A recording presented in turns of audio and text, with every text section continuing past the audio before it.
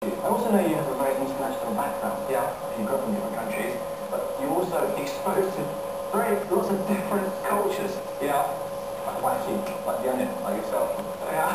So how does that help?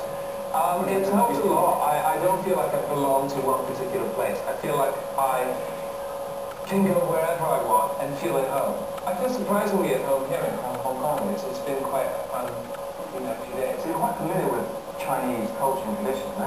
Yes, I am. I've been to Beijing about 5 times. My sisters lived there. My sisters again. Could you stop talking about my sisters? Sorry. No, I'm kidding. I have, I've been quite familiar with it. I studied Chinese for 9 years. Mandarin for 9 years. And I'm rubbish.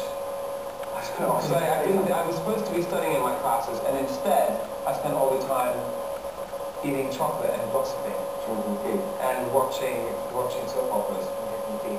So what is it that appeals to you about Chinese culture and tradition? I love the history. I love the kind of like old ancient China.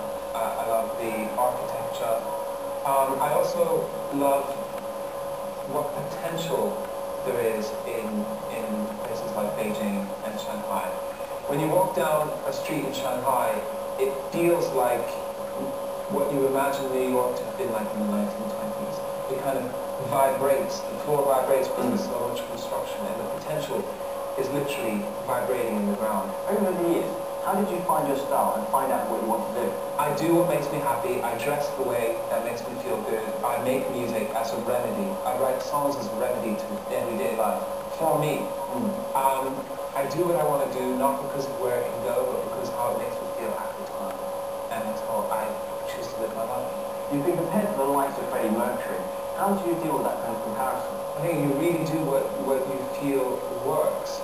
As soon as you start over-analyzing yourself or over-calculating the interpretation that people may have of something that you do, whether it's musical or visual or just what you say, then you become boring. And I'm in this for a career, and I'm certainly not going to start questioning myself or over-analyzing myself at such an early stage in my career.